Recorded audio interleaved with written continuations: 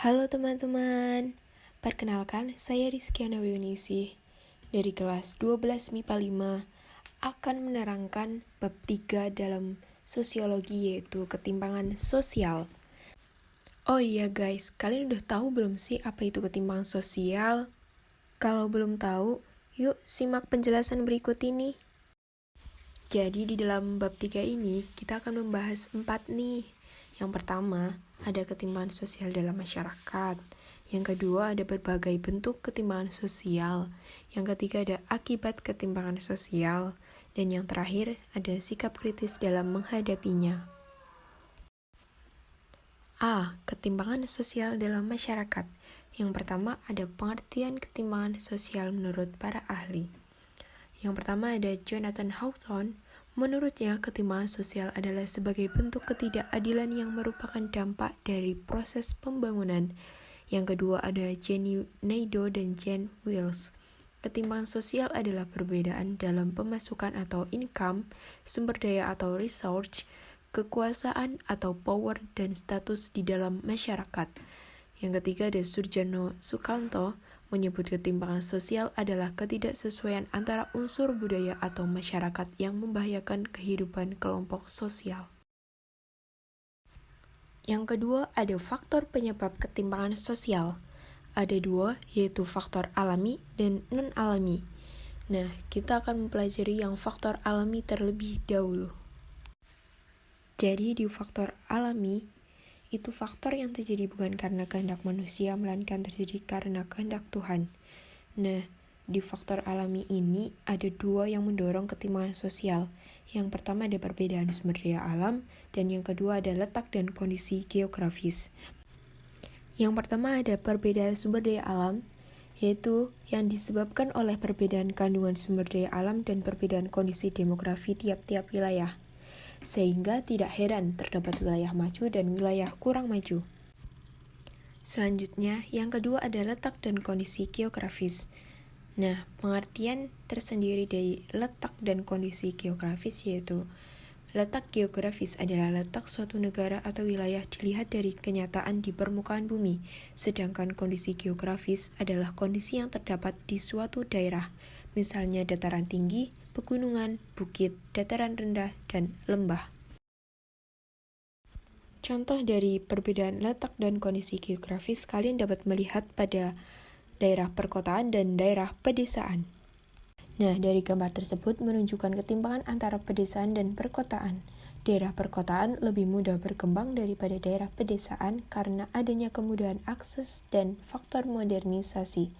Dengan demikian, letak dan kondisi geografis memiliki pengaruh besar dalam perkembangan suatu daerah. Selanjutnya, yang kedua ada faktor non-alami. Faktor ini disebabkan oleh kegiatan manusia, artinya manusia turut andil dalam menyebabkan dan menciptakan ketimpangan. Nah, faktor non-alaminya itu ada 4.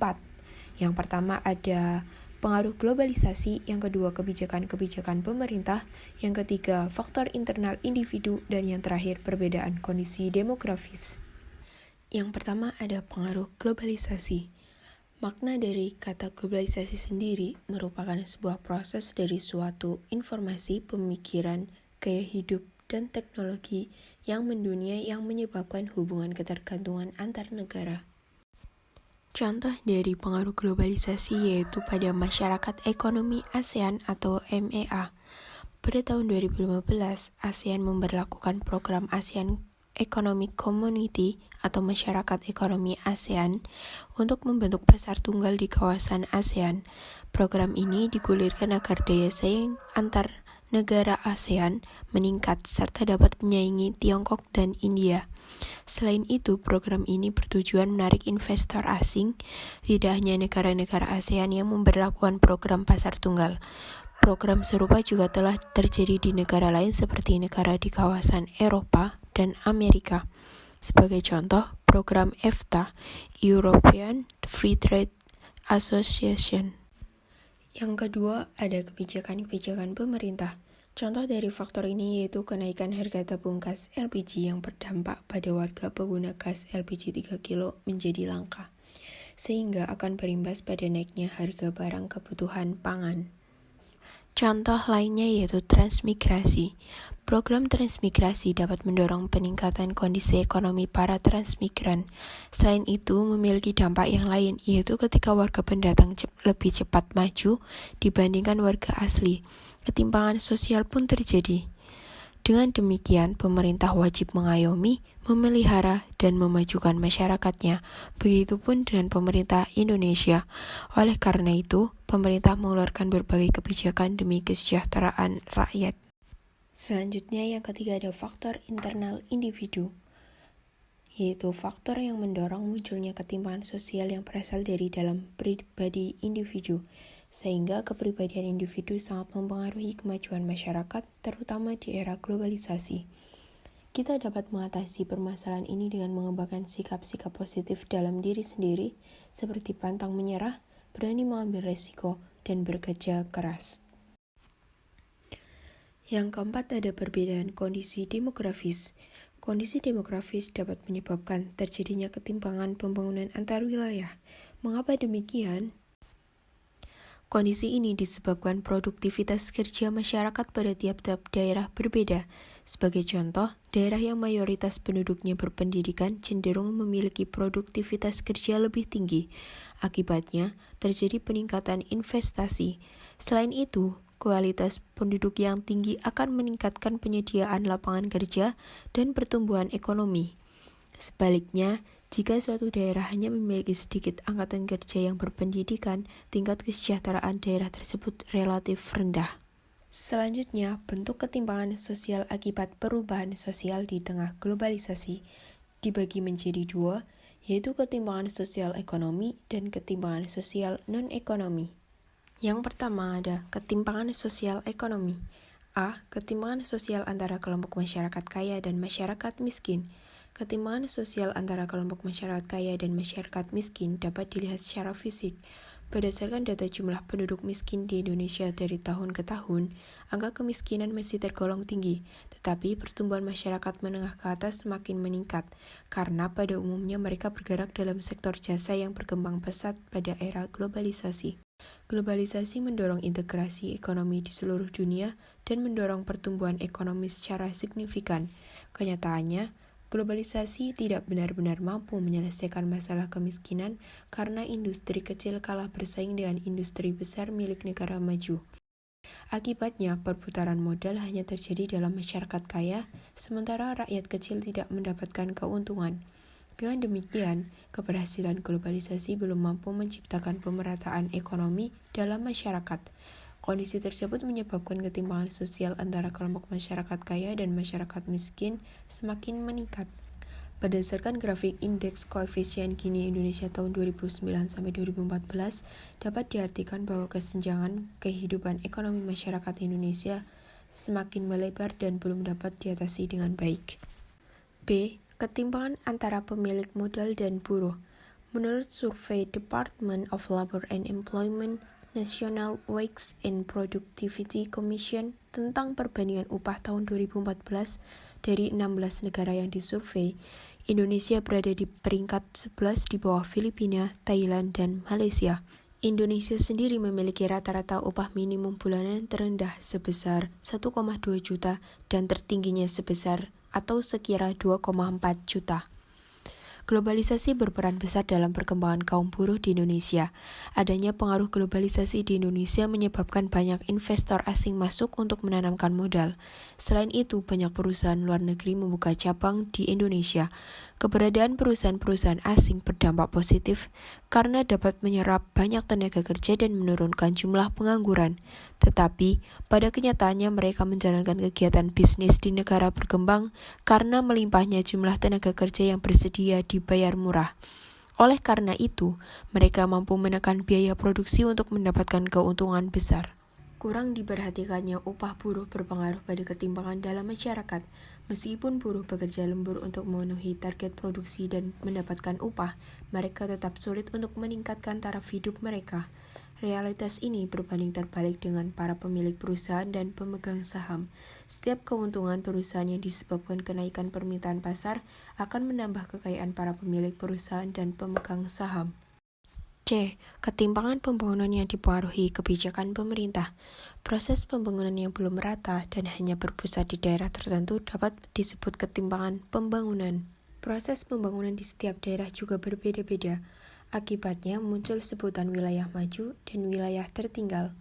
Menurut Kementerian Desa, Pembangunan Daerah Tertinggal dan Transmigrasi dalam situsnya, suatu daerah dikategorikan sebagai daerah tertinggal dipengaruhi oleh faktor-faktor berikut.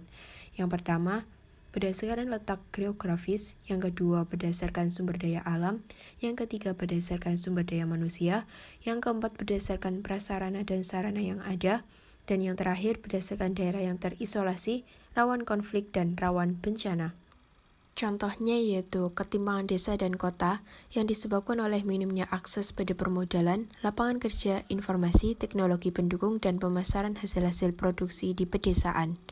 Yang kedua ada ketimpangan antara Pulau Jawa dan luar Jawa. Pemerintah telah mengupayakan pembangunan demi meningkatkan kesejahteraan rakyat, misalnya melalui kebijakan otonomi daerah, yang realitanya kebijakan tersebut masih kurang mampu menarik investor asing untuk menanamkan sahamnya di luar Pulau Jawa. Selanjutnya ada faktor penyebab proses pembangunan daerah menjadi tersendat. Yang pertama ada akses transportasi yang menghubungkan wilayah tertinggal dan wilayah yang relatif lebih maju terbatas. Yang kedua kepadatan penduduk relatif rendah dan tersebar. Yang ketiga sumber daya alam dan sumber daya manusia di wilayah tertinggal cenderung rendah. Yang keempat pembangunan di wilayah tertinggal belum diprioritaskan oleh pemerintah. Dan yang terakhir dukungan sektor asing atau swasta terkait pengembangan wilayah belum optimal.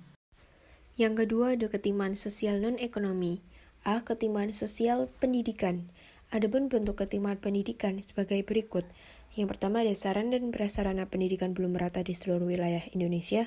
Yang kedua dilihat dari ketidakterjangkauannya akses pendidikan. Dan yang terakhir dilihat dari tujuan pokoknya.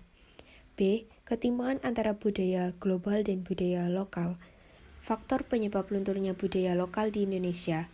Yang pertama ada keengganan generasi muda mempelajari budaya daerah. Yang kedua adanya perasaan gengsi. Yang ketiga adanya pemerintah daerah kurang mengupayakan pelestarian budaya.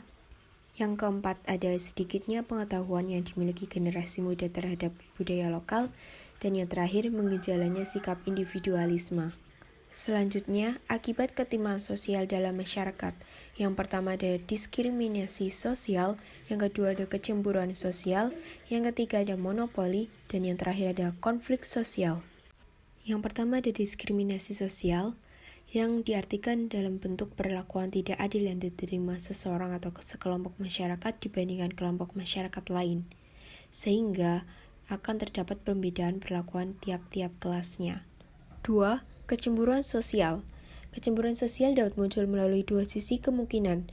Yang pertama melalui prasangka yaitu sikap yang biasanya negatif, dan yang kedua akibat perlakuan yang diterima oleh kelompok masyarakat yang dibeda-bedakan.